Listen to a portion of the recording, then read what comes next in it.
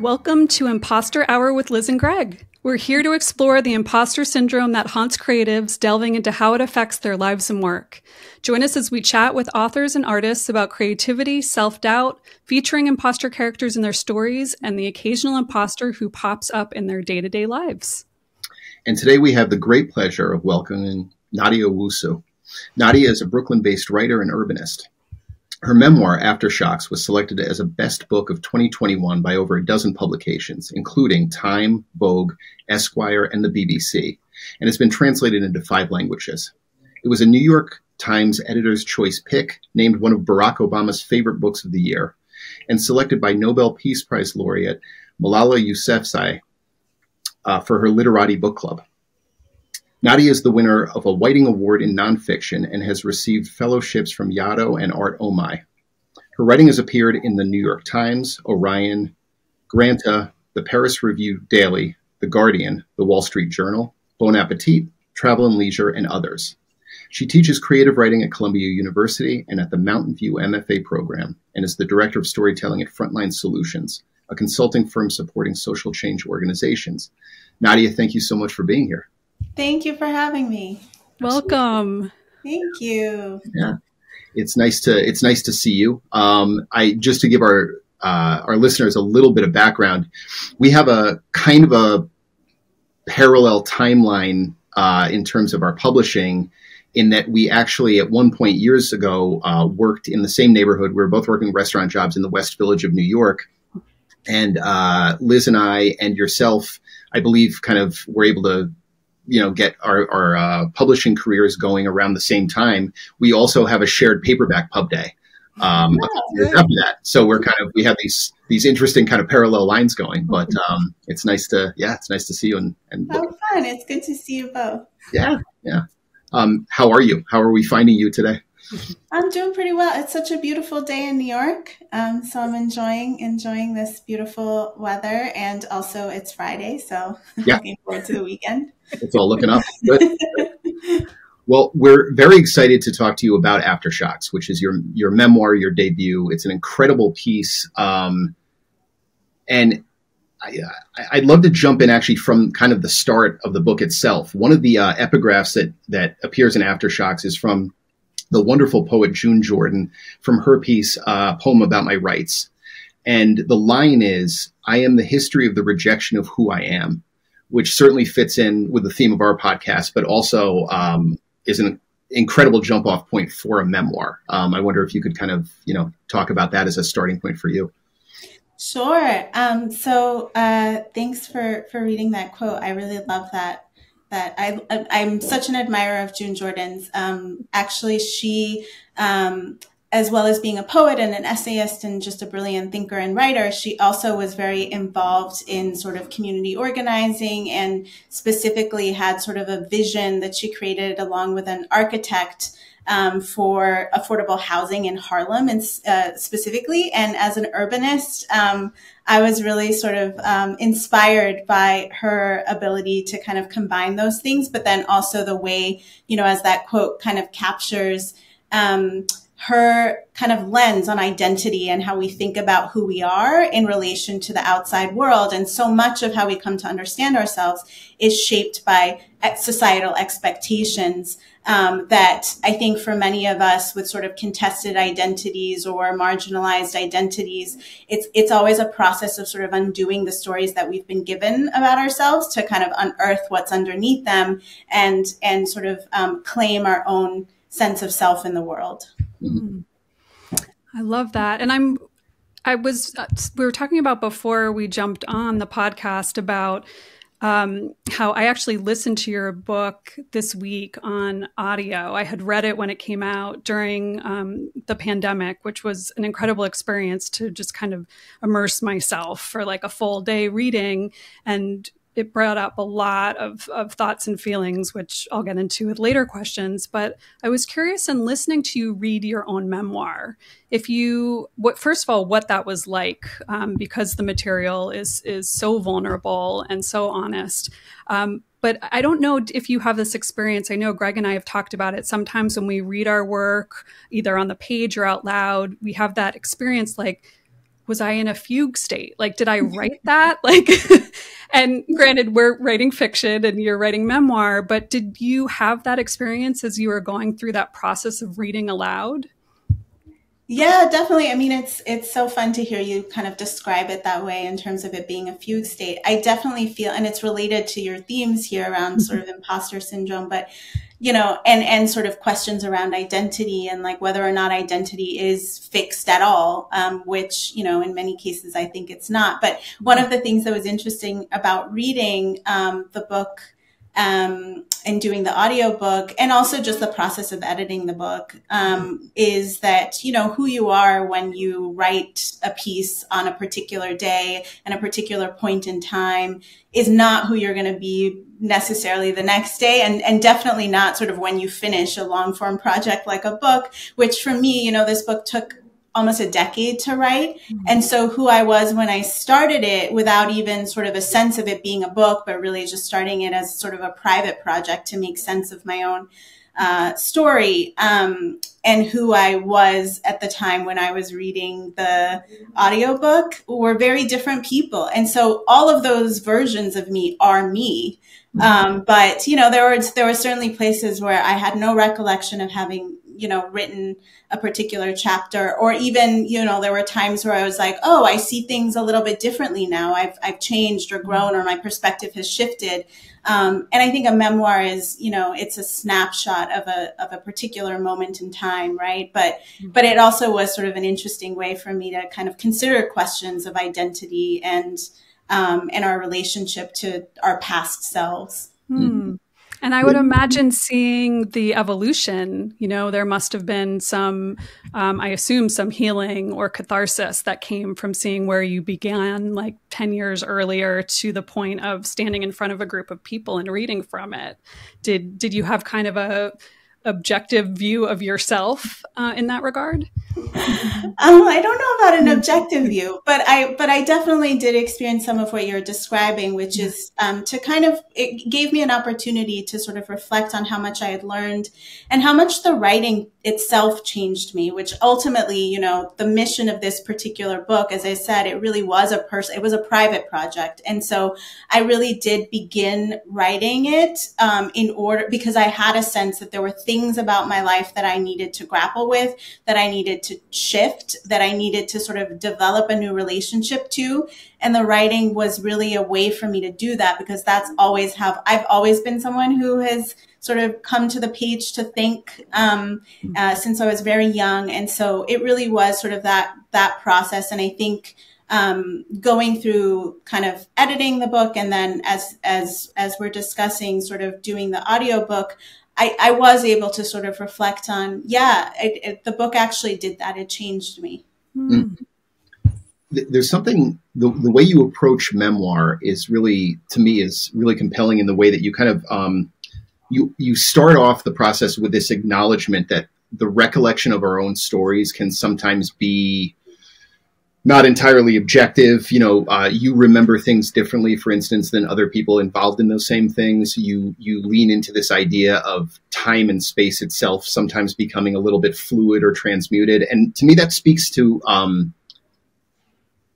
really being able to kind of put your own ego aside in the service of the work. I feel like you've been able to do that. And it's such a wonderful approach to, memoir, which is constantly, truth, writing truth, but then being able to kind of have this idea of making space for other people's truths as well. Could you talk a little bit about that process for you? Yeah, definitely. Thanks for saying that. I think, I'm always a little bit suspicious of people who are so sure about their version of events and insist that there is, an objective truth. I think we live in a time where facts are often contested. And so that's not what I'm talking about. I'm not saying that we all get to have our own version of facts. Right. But, our relationship to the facts, or our relationship to sort of what happened, and our experiences of what happened or what is happening are different from other people's. And what we remember, other people might remember differently, or sort of have interpreted the same set of facts differently. And so I always yeah, I always want to, memoir is really about sort of writing towards truth, but it's also, we have to acknowledge the ways that our memories are fallible, the ways that our own kind of interpretation of other people, like people are just so unknowable in so many ways. And we're unknowable to ourselves in a lot of ways. And so it was really important for me to sort of acknowledge that. And I think particularly because when writing memoir, there are ethical questions that come up. You know, you're writing about real people. And so I wanted to also kind of make clear that this is my truth. I'm doing the best to tell the truth as I remember it, but that other people have their versions of the same stories and that their stories are equally valid. Right. And to kind of hold myself accountable to also grappling with sort of the ways that other people might have experienced me or might have seen things differently. And so I think that that is in some ways related to sort of my aims when I started writing the book, which is to sort of like be able to extend compassion to the people in my life, even those with whom I have challenging relationships, to try to understand them better. And through that sort of those attempts at sort of compassion and empathy, to also come to understand myself better and to expand my possibility of transformation. Mm-hmm. And along the lines of, you know, different individuals having different relationships, both to their personal truths, you know, the stories we tell ourselves, the stories we're told maybe by members of our family. What was your experience with the people who are still living that you talk about in your book, or extended family, as far as your interpretation of events? Did they have feedback before, during, and after? Mm-hmm. Yeah, I mean, I think because I started writing this with no real sense of publishing it. In fact, I was, you know, in the beginning, when I first started it, I was working on a novel at the same time. And I thought, you know, what I wanted to do was write fiction, and I was going to publish, you know, hopefully in the future, this novel. But ultimately, this work kept calling me, and sort of I was really, really engaged with it. I think because it came from such an urgent need within my own life. But I think at the same time, the fact that I didn't attach a lot of aspirations to it in terms of the outside world, I was able to really be honest about myself and about other people.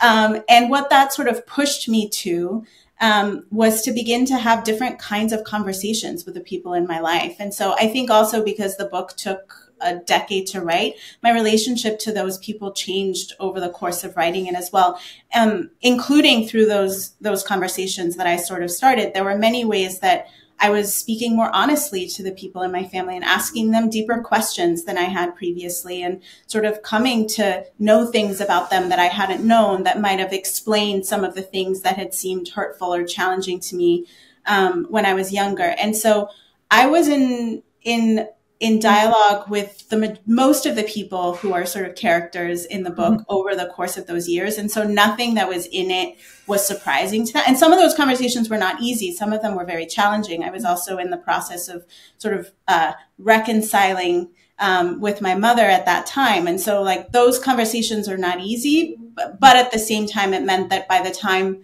the book came out, there was nothing that was particularly surprising, or there was little that hadn't been discussed. And I did sort of change things as I went based on sort of what the people in my life told me and the stories that they shared with me. Yeah. Yeah. There's a real grace to, I think, the way, you know, for the listeners who haven't read the memoir yet, there are a number of challenging relationships that you explore, but you really have a grace in terms of how you were able to kind of find forgiveness and imbue this kind of, I would say grace into the process of doing that. And it sounds like the actual process of writing and some of the time that it took over the course of that did a lot of that work for you in terms of being able to kind of like come back to these relationships with fresh eyes, or with maybe more of an open heart, if that makes sense. Yeah. I think that's definitely true. I think for me, writing is a process of grappling with things in my life that I don't understand or that I'm struggling with, and not necessarily coming to answers, but coming to sort of deeper versions of the questions and continuing to ask them and to dig into them. And I think when you do that, as with most processes of sort of coming to a sense of self-knowledge, you do come out of that with new insights and new ways of being. Right. There's a beautiful line in there that says, I just want to make sure I don't mince it. It's, "For myself, I am writing reconstruction, not elegy," which speaks, it seems like, to kind of what you're talking about. I mean, have you kind of always had that mindset when approaching storytelling and writing for yourself? Or is that something that, again, the time has, and the healing through the process has been able to kind of bring you more towards?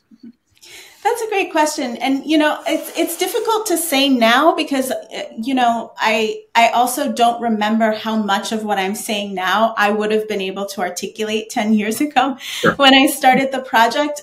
So it's possible, I think our stories change about our intentions, about our goals, about how we see ourselves. They do change over time. But I did know that I was searching for something. I knew that I did start the process in kind of trying to ask questions. And so I think that always was part of the project, whether or not I would have been able to articulate as clearly what the goals are as I'm able to do now after having done many events for the book and sort of considering my choices over time, like probably not, but that was certainly part of it from the start. Yeah. Nadia, in the kind of theme of the imposter, I wanted to ask you about identity and belonging and, kind of feeling maybe like an imposter, in society. You wrote, "I was from everywhere and nowhere, and I did not yet know how to hold the multiplicity of me," which, aside from being a gorgeous line, I think speaks so much to not belonging or not feeling, a natural sense of belonging. Can you talk about that? Yeah, sure. So my father was from Ghana and my mother is Armenian American. And her family came to this country as political refugees. And I was born in Tanzania.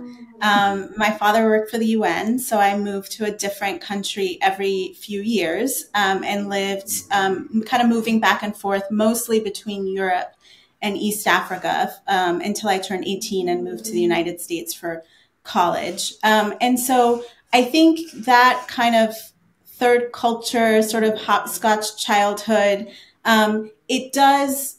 it's in many ways a beautiful way to live because you are able to, or it's a beautiful experience because you're able to see sort of how much humanity just really has in common. And at the same time, I think the stories that are sort of ascribed to people and the labels and the sort of boxes that are created in order to decide who has power and who has access to the things in life that allow you to thrive, they can be really oppressive. And when you don't have a simple answer to some of the questions that people pose to try to figure out sort of where do you fit into these hierarchies, it can be really difficult. And you can spend a lot of your time sort of trying to figure out who do they want me to be and how can I be that person? And I do think that was a part of my experience was sort of trying to conform myself into other people's ideas of who I am. Mm-hmm.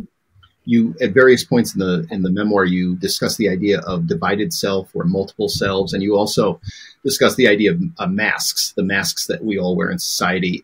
Is there a corollary between that of sort of being able to, or trying to fit into what the expectation or the mold you think is, for others? Yeah.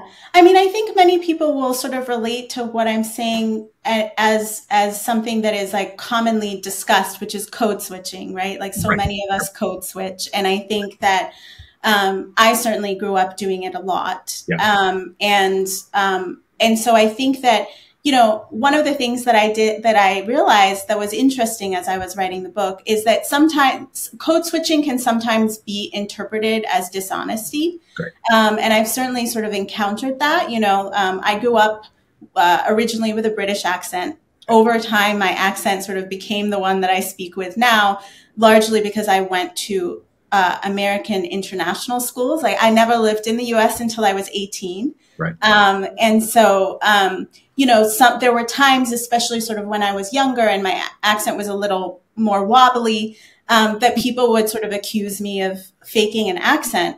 And looking back on it, there were ways that I would emphasize a particular way of speaking depending on sort of who I was talking to and where I was, or, that's one example of it. But and that can sometimes be sort of interpreted by people as sort of like duplicity or dishonesty. And yet I think that as a person who comes from many cultures, that multiplicity is part of who I am. Right. And so being able to move back and forth between whether it's different vocal styles or different, senses of humor or ways of being, that is how I was raised. And that is truthful to my experience. And yet, there are still ways that it is intentional or it's not intentional. You put on the mask, you take it off. Sometimes you're doing it consciously and sometimes not, and so it is complicated. And I do think that one way that it sort of connects to the theme of imposters and imposter syndrome is that I often did grow up feeling sort of disconnected or not sort of authentic in some of my identities that are actually part of my DNA. I'm half Ghanaian, but I don't speak Twi. I was raised by the Ghanaian side of my family, but I don't speak my father tongue. I never lived in Ghana. We would go there for holidays. And so there are things about sort of being Ghanaian that were not part of my experience as much as I feel connected to the culture. And similarly, my mother left when I was 2. And so although I am half Armenian, I didn't grow up speaking the language. I didn't grow up eating the cuisine. And so even writing about sort of my family's experience of the Armenian genocide I felt deeply self-conscious about it. Like how much of this experience is mine?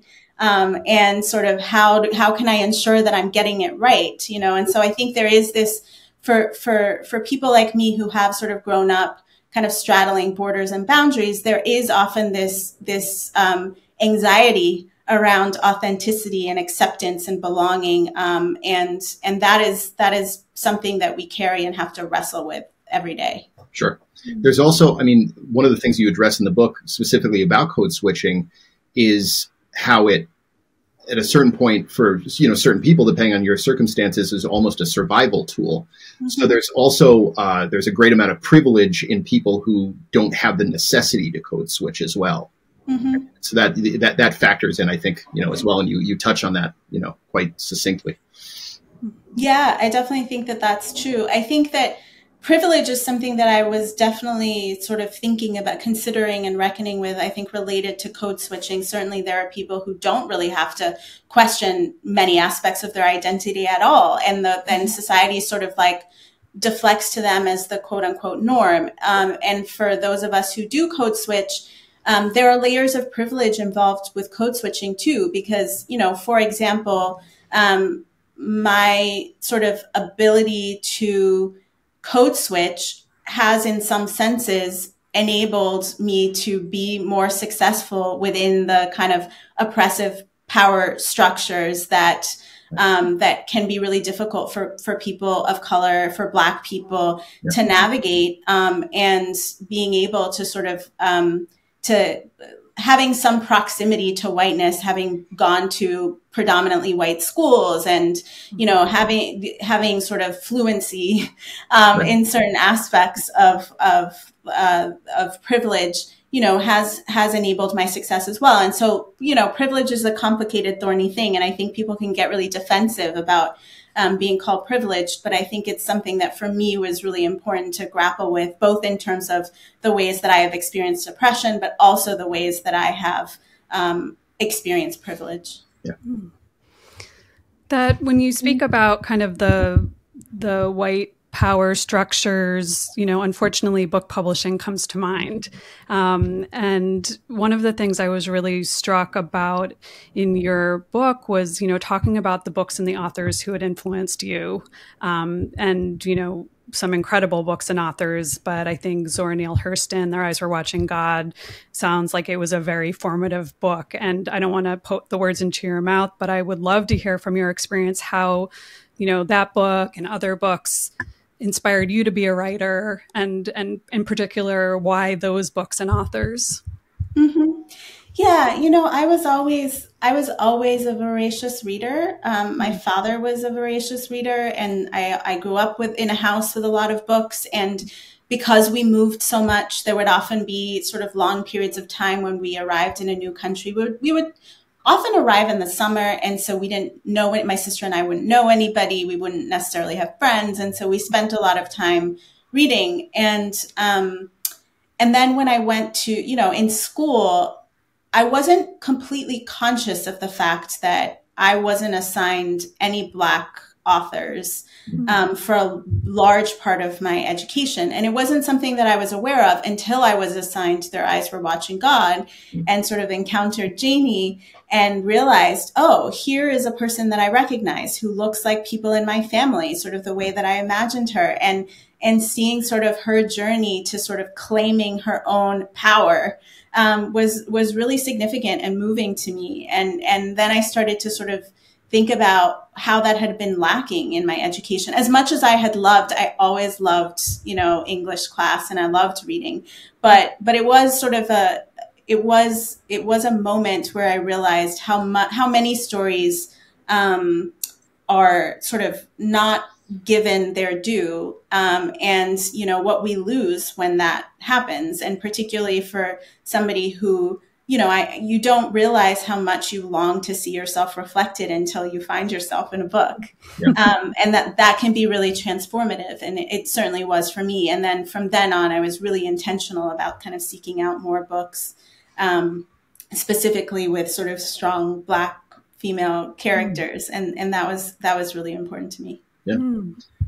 Now you also teach creative writing, so it must be nice for you to be able to kind of maybe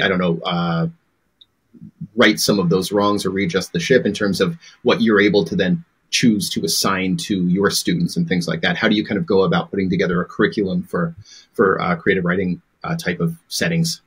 Yeah, definitely. I since I read really broadly, I definitely am very intentional about sort of what I put on the syllabus, and I always want it to be sort of relevant to the students and to sort of what they're writing about. And I sometimes will even kind of co-create. I might come up with sort of half of the reading list, and then based on sort of what the students are grappling with in their own work. And sort of what we kind of discover through conversation that we're looking for more of, then I create the second half of the syllabus based on that input. And so that does feel really exciting to me, and it also is a way for me to kind of refresh sort of the books that I teach over time, and to ensure that that the students are really kind of engaged and getting what they need out of the course as well. Okay. Cool. One of the things also kind of similar on the subject of books within your book, and I loved what you said about the power of seeing yourself in a book. And while our experiences are very different, you brought up a book that was really powerful in my life, which was William Styron's Darkness Visible, which was one of the first books I read about depression from the point of view of someone who was in the midst of it. And I was struck that you had named all of these other amazing authors, and then he was kind of the one white author. And, it made me think about the lack of representation in memoir about anxiety and depression. And, and your book talks about those elements in your life so viscerally and beautifully. And I really appreciated that. And I wonder if you've had an experience now where you've heard from readers or felt like you're filling a space that has long been too wide of representation within this subject, anxiety, depression, feeling, displaced in your life. Yeah, definitely. I mean, Darkness Visible was an important book for me. I think exactly the reason you just outlined, which is that it is a book that sort of writes from inside of the experience, which I hadn't encountered often, and I wanted to try and do that. Ultimately, when I did realize that I was going to try and shape this, what I was working on as a book, that became something that was important to me, because I think so often the ways that these stories are shaped is they're kind of shaped as redemption narratives. And I think that there's so much to be gleaned and learned from the experiences of depression and anxiety themselves. And so I wanted to both kind of show the aftermath, but also to write from inside of the experience. But I think to the other part of your question around hearing from others who have been who have experienced similar kinds of depression and anxiety and live with that in their lives, I have, that is one of the things that people most want to talk about in the Q&As of book events, and when I go out in public and talk about this book. And one of the things that comes up a lot is, mental illness in relation to something else that I write about in the book, which is that in many kind of marginalized communities, immigrant communities, racialized communities, that we're often taught, you have to work twice as hard to get half as much. And within that sort of reality, it becomes sort of even more stigmatized to talk about how you struggle. Like, the expectation is that you're going to show up, you're going to be strong, you're going to do your job, you're going to do it better than anybody else. And that to acknowledge any kind of quote unquote weakness actually kind of goes against that expectation. And so that is something that I have been thinking about a lot since the book came out, the relationship between those two realities, and perhaps how that contributes to there not being a lot of representation in sort of depression and anxiety or mental illness narratives from folks who look like me. Mm-hmm. You share really beautifully in the memoir about some of your kind of early experience with storytelling, being able to craft these stories with your father and kind of putting these things together. So between that and you being obviously, as you mentioned, an avid early reader, were you conscious of that? I mean, I know you were, younger at the time. Were you conscious of maybe going in the direction of storytelling, or was that just something that was sort of like, a bonding moment with your father and with your family? Yeah, I mean, I think so. One of the things that I realized as I was writing the book that I hadn't deeply thought about is that my father came from the Ashanti tribe in Ghana, which has a really kind of rich storytelling, oral storytelling tradition, really old and really rich. Yeah. And so telling stories is a big part of the culture. Right. And so that's sort of one of the reasons, not just my father, but all of my aunties and my grandmother, people would sit around and they would tell stories ranging from sort of folk tales to gossip, but always sort of like seeking sort of a fresh take on things, and kind of reaching for humor and who can get the biggest laugh. And like that was a big part of my upbringing, in addition to sort of the stories that my father and I sort of crafted on the page and that I worked on, as a young aspiring novelist at age 6. Sure. But I did have those aspirations, from a very young age. Like I can remember, I think for as long as I can remember, I wanted to write. But I also didn't know any writers. It just wasn't like a career path that I thought was, one that I could put myself on. And so I did other things, but I was always writing the whole time that I was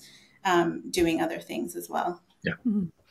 Well, you mentioned, working on the memoir for 10 years, but it sounds like it wasn't the primary project, that you had this novel in progress. So this is kind of a bunch of questions, but when did you realize that the memoir was the thing that kept calling you and that was what you were going to finish? And did you complete that novel? And is that still in play? So I realized that the memoir was the thing eventually when I realized, okay, I would like to try and give writing a real chance. And so I decided one way that I decided that I was going to do that was that I was going to do an MFA. And for me, that was in large part about sort of taking myself seriously and giving myself the kind of time to really focus on writing. And I went in sort of with excerpts from this novel that I was working on, which was frankly a sort of very thinly veiled version of the memoir that I felt sort of more comfortable with sharing in public, you know. And I think that it failed because while I think that there are many truths that can be deeply and compellingly and urgently told through fiction, in this particular case, I was sort of telling the truth in the project I was doing for myself and then sanitizing it for the novel. Right. And that just was not going to work. And so that novel ultimately failed. And it actually was one of my teachers in the MFA program. I had sent some excerpts from the novel project to her. And, you know, she gave me some really lovely feedback, and I was working on it. But then the next submission date came and I didn't feel confident about the work that I'd done. And so I was like, okay, I'm just going to send her some of the pages from this private project just to see. Mm-hmm. And immediately her reaction was, put that other thing aside. This is the thing that you need to focus on. And, you know, I think I knew that. And was afraid of it, but hearing someone else say it, I think gave me the permission to really allow myself to explore that. Mm. One of the things that you discuss also in the memoir is during a very kind of low period in your life, how much music and specifically jazz music helped to kind of pull you out of that and help to buoy you a little bit emotionally and kind of get you a bit more centered. And it got me curious about what music is, or what purpose music, or not purpose, what role I should say music serves in your creative process.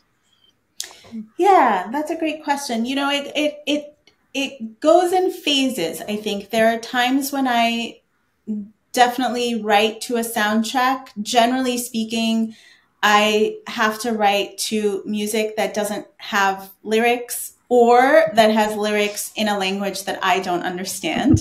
Okay. Yeah. So either of those work. And then there are other times where I can't have any sound. Yeah. But even during those periods, generally I will listen to music on walks. Mm-hmm. And I don't know exactly sort of how I would describe how it fuels my process, but I think one of the things that I'm thinking about, and I think that this is certainly true of jazz, but I think of many kind of forms of music in particular, is the way in which kind of the process of making music, and I think jazz specifically is a process of, well, it requires sort of practice and being attuned to sort of the other musicians in this case around you. So, but in the case of writing, being attuned to the world and the ways that the world kind of moves you. But then also improvisation, I think, is really important to me because I am somebody who instinctively plays with form, but is very doubtful of those instincts, I think, because of the ways that we are often programmed that there is a way to tell a story.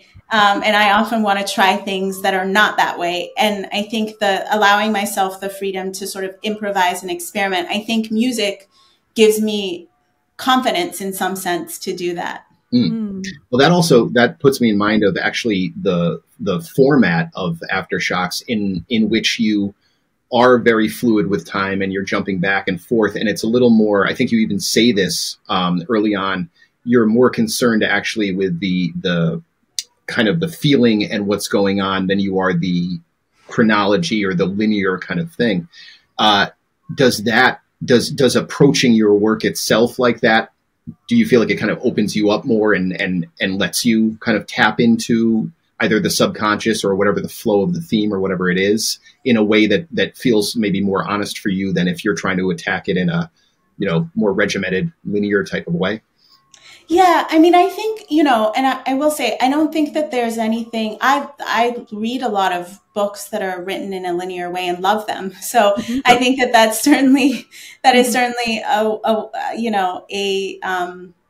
a way that people have written for a long time and that it often works. And it's also just not naturally how my brain works or how I exist in the world. And I think part of it maybe is because I'm African and I was raised in a culture that believes in a different kind of temporality where time is not necessarily linear, that time is cyclical, and there are circles within circles. And that was always present in sort of the stories that my family told, but is also very present, in Ashanti music, in particular. It's a very cyclical form of music, that can sometimes be quite confusing to Western musicians, to sort of understand kind of how it works. And so I think that maybe that's just part of sort of how I exist in the world. Yeah. Because I have tried to write sort of more linear stories to varying success. But I think just naturally that is kind of how I think. And so, allowing myself to sort of experiment, and to sort of follow, as you said, sort of the emotional resonance as opposed to sort of the kind of linear narrative. That's sort of where I find the most freedom. Mm-hmm. I'm curious because just, the bio, the intro on you alone, and then some of the amazing reviews I've read about Aftershocks and, just all of the critical and commercial success, if that has created any kind of pressure for your follow-up book, and, even before all of this, before you got to the point of your debut publishing, did you feel imposter syndrome going into this? And has that lessened, increased? Where are you in that spectrum? Yeah, I mean, yes, I have felt imposter syndrome the whole way. I think from when I sort of decided that I was going to try and shape the project that I was working on into a book, and then try to sort of see if I could publish it and get it out into the world. That was very vulnerable in a lot of ways. Vulnerable because it was, a deeply personal story, but also vulnerable in the sense that I had never really kind of tried to put myself out there as, I had been an artist my whole life, a writer my whole life, but it was deeply private. Mm-hmm. And so I think I had a lot of questions about sort of like, will this resonate with anyone outside of myself? And a lot of fears about that. And then I think, it's always very exciting it was very exciting for me for it to be well received, and particularly because I hoped that it would connect with readers who had experienced some of the things that the issues and themes that I was exploring in the book. And I do think that there's a different kind of pressure and a different kind of imposter syndrome that then comes from, publishing a book that is well received and having some level of, success. I think particularly because for so long with this book, I didn't have any aspirations for it. And so I did feel really free, and I didn't have so many voices in my head, kind of criticizing or sort of weighing in on what I was doing. And that was really amazing. And I don't know if I will ever get back there to that level of freedom, because now, there's something about kind of approaching it as a profession that does change your relationship to the art form. And the market changes your relationship to the art form. At the same time, I am sort of trying to find some, it has taken me a long time, which is probably why it's taken me so long to even, I just was really excited because I think I'm maybe halfway through a draft that I feel decent about a novel that I'm working on, which is not the novel that I was writing when I was writing Aftershocks. But I think part of the reason that it has been so challenging is because there are new voices in my head or there were new voices in my head that were not present before, that I have sort of had to try and develop a different relationship with so that I can hear myself and trust my own instincts before thinking about, what will people think about it? Mm-hmm. Mm. I know that you're part of a very close-knit community of wonderful writers. Also, you are teaching, as we mentioned before, creative writing. You mentioned to me that you have attended writing conferences, writing retreats, things like that. I guess this is kind of a two-part question as I'm thinking about it, is being part of that really close-knit community of creatives, has that helped a little bit with, I know that you've talked about, obviously in your memoir, the feeling of kind of rootlessness at various times in your life. So has it helped with that? And then also, has that helped a little bit with being able to get back to that kind of purity of creativity outside of having to think of all the commercial pressures and the industry considerations? Yeah, definitely. I mean, I think one of the biggest gifts of writing and publishing this book has been kind of broadening my community and deepening relationships with people whose art I really am inspired by and who have taught me so much. And it is a really caring and supportive community, all of whom, for the most part, have imposter syndrome. So we can also sort of commiserate a lot about sort of the challenges and I think many of the folks that I'm sort of closest to, we were sort of on a similar timeline where we're kind of writing our second or maybe third, book now. And so have been able to sort of share the ways that, the pressures of the industry have kind of affected our relationship to our art and sort of supported and championed each other through that. So that I think definitely has contributed to my feeling of having a home in New York and feeling really close to people and feeling that I have a community. And then I think, it definitely has helped to hear from other folks' experience of how they sort of came out of some of the feelings that I have encountered, especially around sort of having published a book and then coming to write a second book and finding it so difficult and asking sort of, was that a fluke? Do I actually know how to write? Because sometimes it just really does not feel like it. And so I think being able to talk to other people about, their experiences of similar feelings and how they kind of push through them has been immensely helpful. Okay.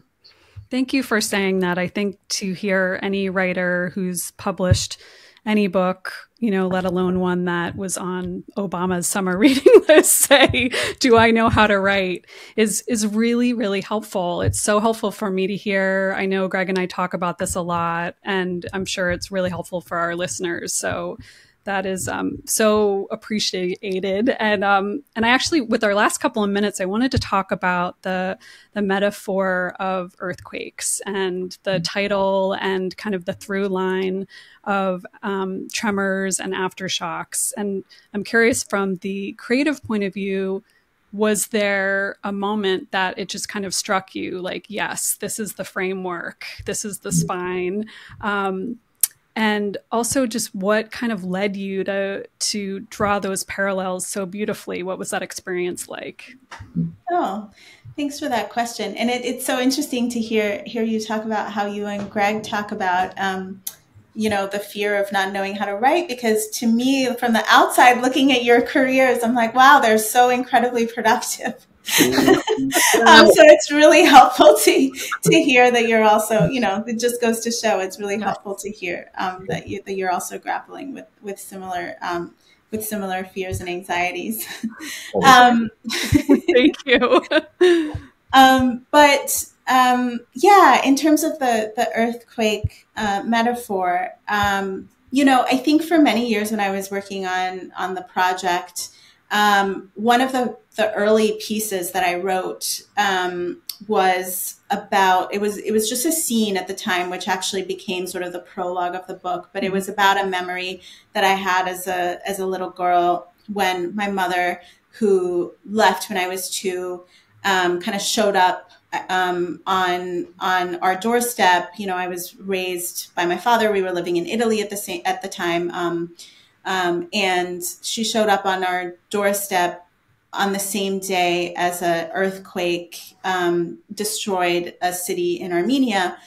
And that moment sort of stood out to me because my father and I rarely spoke of my mother, but that sort of hearing about that earthquake, my father always listened to the BBC World Service in the morning. And so hearing about the earthquake and hearing that mention of Armenia, which wasn't a country that came up very often.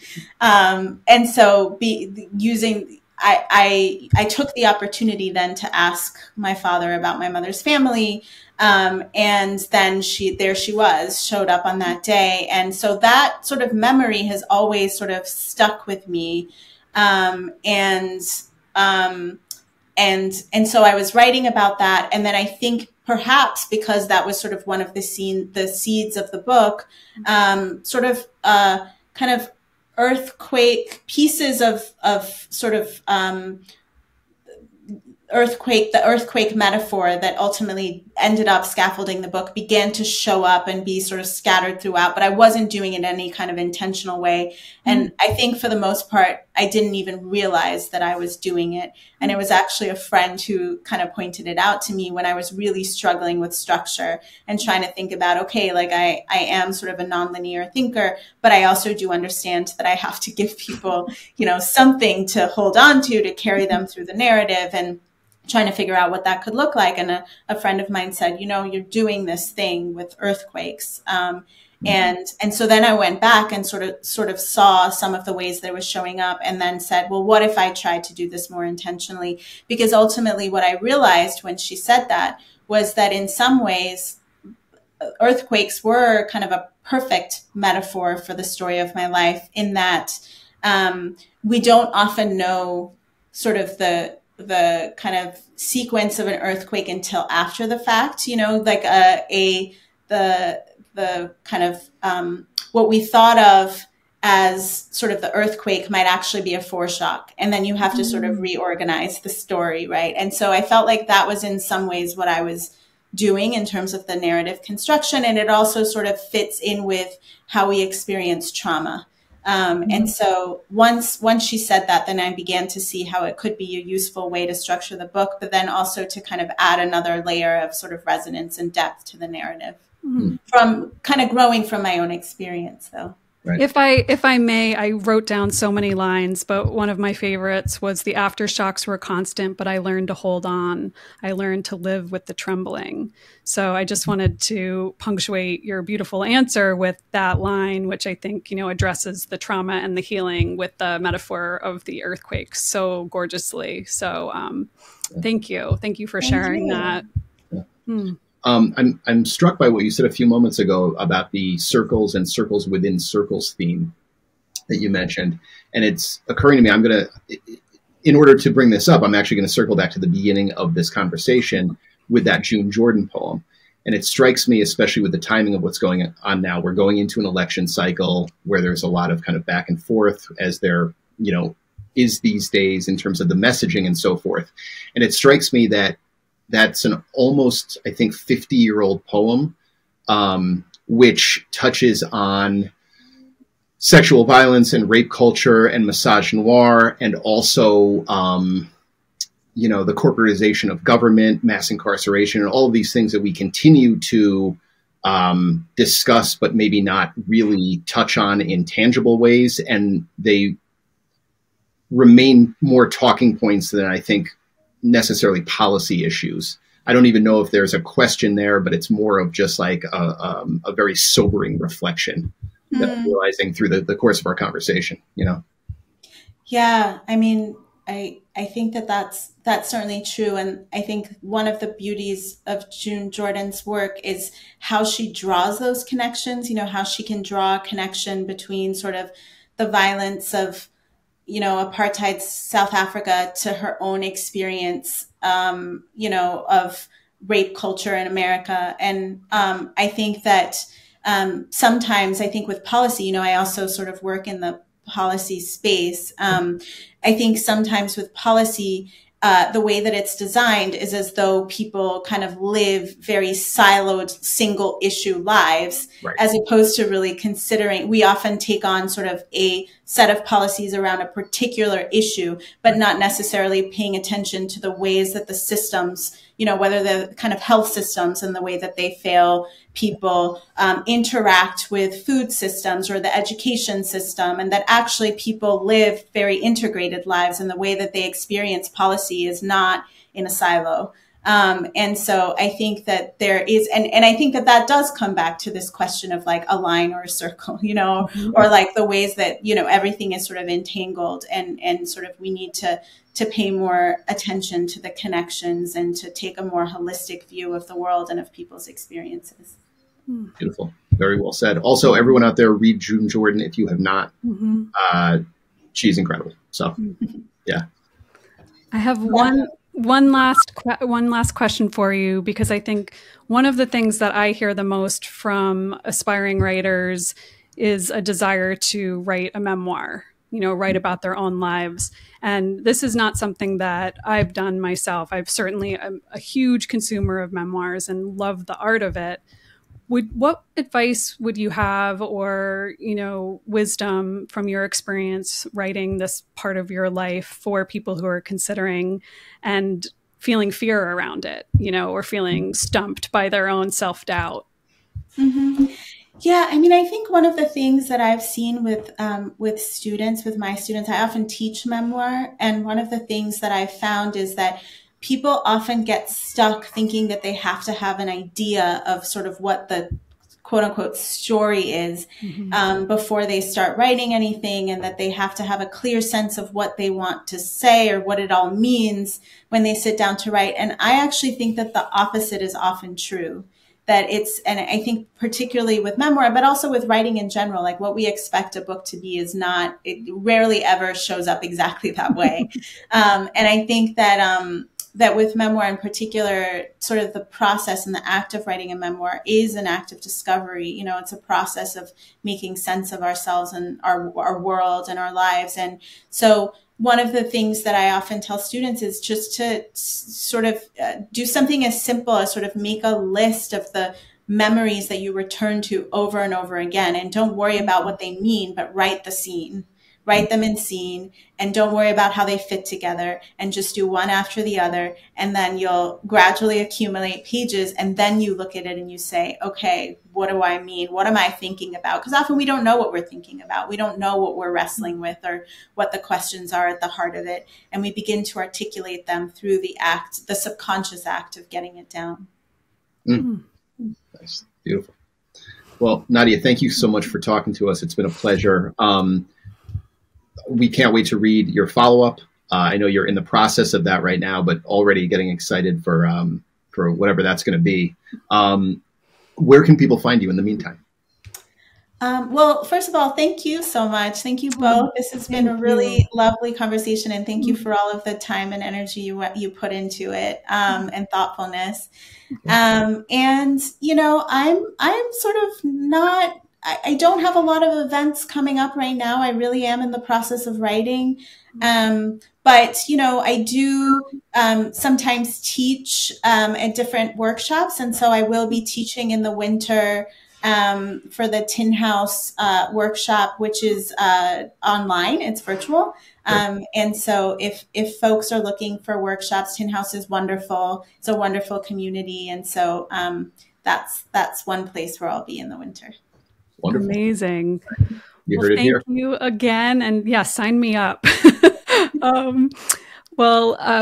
thank you again for your time. And I'm just going to close us out by saying Imposter Hour with Liz and Greg is created and hosted by us, Elizabeth Keenan and Greg Wands. The show is produced and edited by Bookwild Collective founder Kate Herget. Scott Leeds composed our original theme music, and Steve Luoma designed our logo. And you can find us on IG at Imposter Hour Podcast and online at imposterhour.com.